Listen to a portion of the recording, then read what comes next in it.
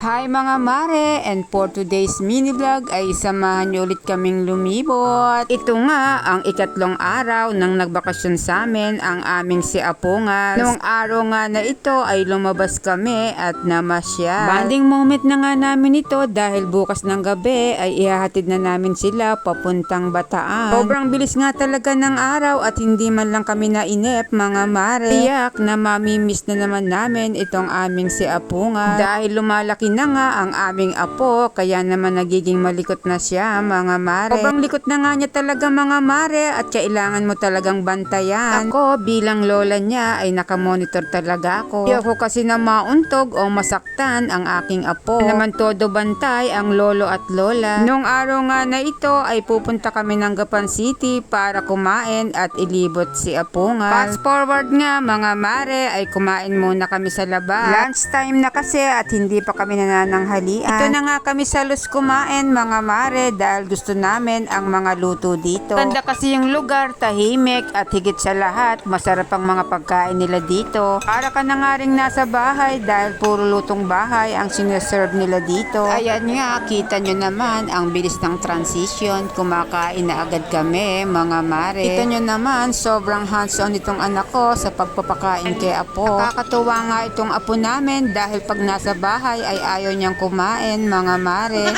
Konti lang naman itong in-order namin na talagang sakto lang para sa amin. Baked bangus belly nga pala ang in-order ko dyan dahil paborito ko talaga ang bangus mga mare. Napansin ko nga sa apo ko na malakas siyang kumain pero pag nasa bahay yan mga mare ay nako, napakahirap pakainin.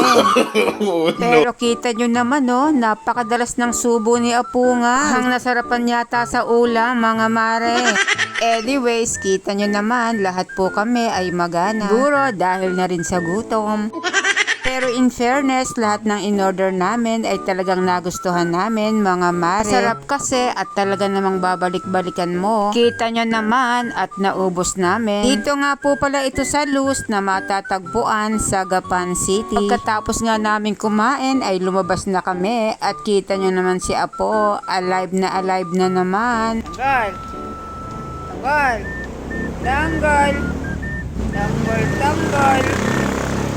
Tanggal, tara na. Meron nga rin pala silang sariling parking kaya hindi na kayo mahihirapang mag-park mga mare. Fast forward nga ay dito na kami dumiretso sa Robinsons, Gapan City. Ala kasi naming isakay sa mga rides itong aming si Apungas. Napakabilis talaga ng panahon na kung dati-rate ay nakasakay lang sa stroller itong aming si Apungas. Yun nga ay nakakalakad at nakakatakbo na siyang mag-isa. Dito nga pala kami sa Robinsons pumunta dahil sa itaas nito ay merong mga rides para sa mga bata. At kita nyo naman, todo kapit ang apo sa kanyang lolo. Sinusulit na talaga ng lolo dahil kinabukasan nga ng araw na ito ay hihahatid na namin sila papuntang Bataan. Dito nga pala kami dumiretso sa Watch Center dito sa 3rd floor. Papapalit nga pala kami ng battery pero sad to say wala yung nagpapalit. Kaya naman umalis na kami agad mga mare. Hawak pa si Tanggol Hawak kamay Hawak kamay pa si Tanggol. O baba. Iyan.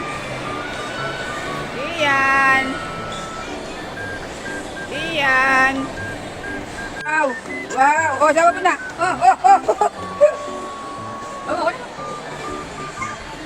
Sobrang likot na nga ngayon ng aming si Apungas at kailangan talaga ng todong bantayan. Hindi ginagawa mo.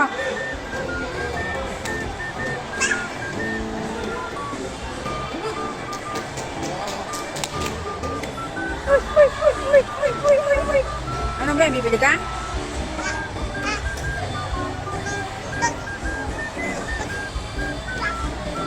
Sobrang sweet talaga nitong maglolo at kita nyo naman parang ayaw na nilang maghiwalay. Dito nga namin sa Tom's World napili na paglaruin ang aming si Apungas. Meron kasi dito na pwedeng sakyan ng aming apo.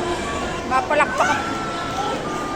Tuwang-tuwa at sobrang excited ang aming si Apungas. Uy! Wow! Uy! Ganda-ganda yan!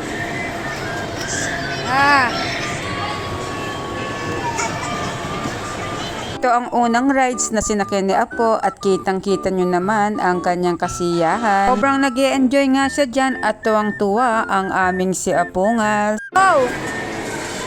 Wow! Wow! Wow, wow, wow!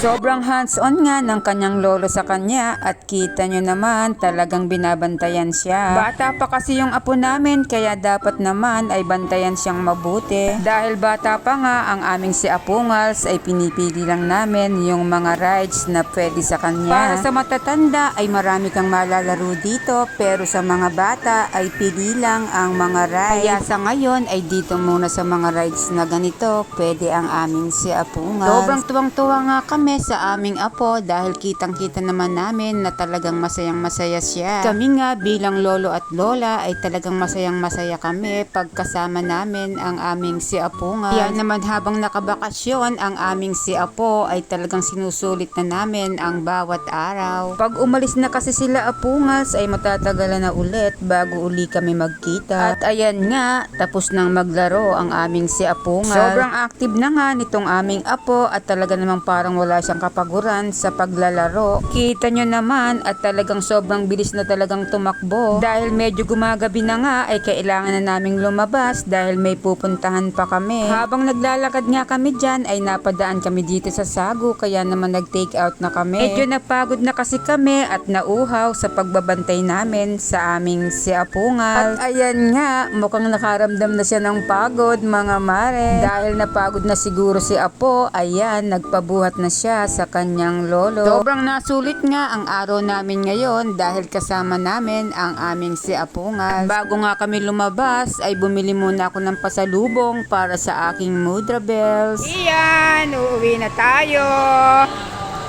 At nagpa-picture pa nga ang maglolo kay Jollibee. Medyo paggabi na nga ng mga oras na yan kaya nag-aapunan na kaming lumabas ng mall. Pupunta pa kasi kami ng bukid at dadalawin ni Apo ang kanyang lola. Medyo matagal na nga rin silang hindi nagkikita ng aking si Mudra Bells kaya naman ngayon ay ipapasyal namin siya. Fast forward nga mga mare ay nandito na kami sa bahay ni Mudra Bells. Ito nga palang aming Apo ay ang unang apo sa tuhod ng aking Mudra Bells mga mare. Binili nga rin pala ni Mudra ng mga terno itong aming si Apungal. At dami-dami nga rin binili itong aking Mudra Bells. May mga pantalon, jacket at mga ternong pambahay ng aking si Apungal. Talaga namang love na love din siya ni Lola. Pati nga itong sinapnap na pamangking ko ay talagang namiss itong si Tanggol. Ilang buwan na rin kasi silang hindi nagkikita kaya naman siguro namiss ni Napnap itong si Apungal. Alam nyo ba na itong sinapnap na pamangkin ko mga mare ay kumpleto sa mga laruan niya. Yang sinasakyan ng mag-ama ay sa kanya yan. May motor din yan na ginagamitan ng gasolina.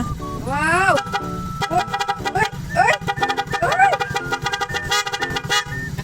Sobrang sulit nga ang araw ni Apungals dahil nag-enjoy siya sa buong araw. Medyo ginabi na nga rin kami dyan mga mare at doon na rin kami naghapunan. Talaga namang sinulit na namin ang buong maghapon para makasama ang aming apo. At ayan nga, talagang ginabi na kami. O siya mga mare, hanggang dito na lang po at maraming salamat sa inyong panonood. Bye!